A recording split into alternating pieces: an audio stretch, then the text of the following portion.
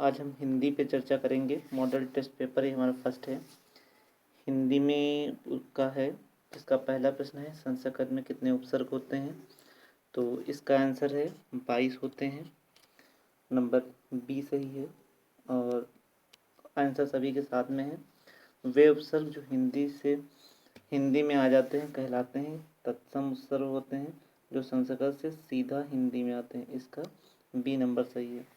तद्भव उपसर्ग जो मूलतः संस्कृत के उपसर्गों से ही विकसित होते हैं, उन्हें हम हिंदी उपसर्ग कहते हैं। तो ये है। फिर अगला है, पर्यटक में कौन सा उपसर्ग है? पर्यटक में परि है, ना कि अन्य कोई है। ठीक है। और इसी प्रकार से परीक्षा में कौन सा उपसर्ग है? तो अगर परीक्षा में भी पूछा जाए तो परीक्षा में पर है, ना कि परि है। निम्नलिखित है, अधि उपसर्ग से न बनने वाला है। अधिकार में बनता है अधि प्लस कार। अधिनायक भी बनता है अधि प्लस नायक। अध्यक्ष भी बनता है अधि प्लस अक्ष, इसमें भी होता है। पर इसमें से जो डी नंबर है वो आंसर में नहीं है, मतलब घा नंबर। दुष्कर में कौन सा उपसर्ग है? दुष्कर में दुस जो सा वाला है ये आंसर है, मतलब खा वाला आंसर सही है। निम्नलिखित में से किस उपसर्ग का अर्थ विशिष्ट या भिन्न है? मतलब वो सबसे अलग है।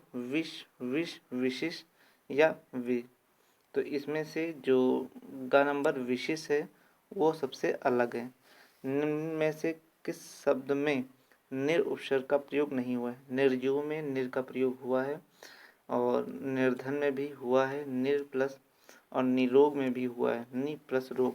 इसका जो आंसर है वो डी नंबर, इनमें से कोई नहीं है। अगला प्रश्न है 10 नंबर, चौपाई में कौन सा उपसर्ग प्रयोग किया जाता है? तो वो चौपाई हिंदी का उपसर्ग है। और अगला है, सरपंच में कौन सा उपसर्ग है?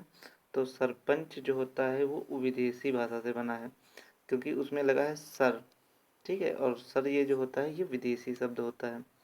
और इसके बाद में अगला है, प्राकथन में प्रयुक्त उपसर्ग है। तो प्राकथन में प्राग नहीं होता है, इसका आंसर प्राग होता है। तो इसका घा नंबर है। परदादा, परपोता, पर नाना में कौन सा उपसर्ग है? तो इसमें पर ये होता है, आधी रा नहीं होती है।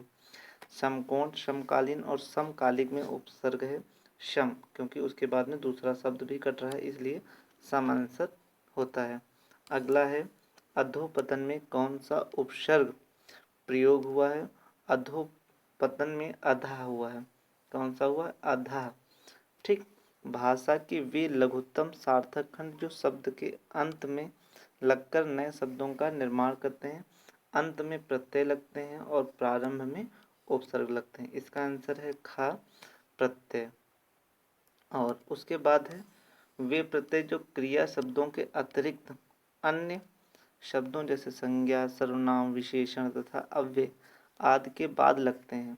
मतलब ये सब हमारे तद्धित होते हैं। तद्धित, इसका आंसर पूछा जाए तो तद्धित होगा। जहरीला, बर्फीला तथा सरकीला में कौन सा प्रत्यय है? तो सब में ईला लाग रहा है, तो इसलिए सभी का, जैसे जहरीला जहर प्लस ईला, तो इसलिए आंसर इसका घा होगा, ईला। डिबिया, खटिया, बिटिया में कौन सा प्रत्यय है? देखो डिबिया में डिबी प्लस इया। ठीक। खटिया खट प्लस इया। बिटिया में बिटी प्लस इया, तो इसका आंसर है खा, इया होगा जाके। और उसके बाद में फांसी में प्रयुक्त इत्ते, तो फांसी में ई है लगेगा, का नंबर सही है। फिर अगला है, निम्न में से इक प्रत्यय का प्रयोग का शब्द छांटें। धार्मिक में, क्योंकि उसका खंड पौराणिक भी नहीं है, ऐतिहासिक और उपयुक्त सभी। तो धार्मिक भी है, पौराणिक भी है, ऐतिहासिक है, उपयुक्त सभी इसमें है। निर्दयता में क्रमशः उपसर्ग और प्रत्यय हैं। निर्दयता में एक तो निर हो गया, ठीक, और दूसरा कौन हमारा हो गया, और निर्दयता में और लाखरी में ता हो गया। ठीक है, क्योंकि निर्दयता आएगा। ठीक। उसके बाद में फिर है, वह शब्द चैन से, वह शब्द जो चैन पर एक उपसर्ग बे तथा प्रत्यय ई लग जाता है तो कौन सा है, तो वो बेचैनी है। और इसके बाद में गंबारू तथा बाजारू में कौन सा प्रत्यय है, तो उसमें आपके ऊ भी है और आरू भी है, इसलिए आंसर इसका गा सही है। व्यापार में इक लगाने पर व्यापारिक होता है, इसलिए इसका आंसर का नंबर है। निम्नलिखित में से भाववाचक संख्या बनाने वाला प्रत्यय है अक्कड़, आस, ठीक, नाक, ईसा। तो भाव क्या होता है, आसपास, ठीक है। तो ये बनाने वाला प्रत्यय होता है क्योंकि ये अंत में लग सकता है। निम्न में से विदेशी तद्धित प्रत्यय कौन सा है, अक्कड़, आस, नाक, या। तो अक्कड़ शुद्ध देशी शब्द होता है, नाक एक विदेशी होता है, इसलिए इसका आंसर गा नंबर सही है।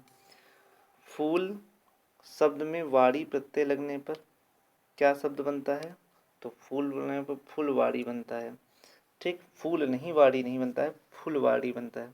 इतिहास शब्द पर इक प्रत्यय लगने पर वो ऐतिहासिक हो जाता है, ना कि ऐतिहासिक।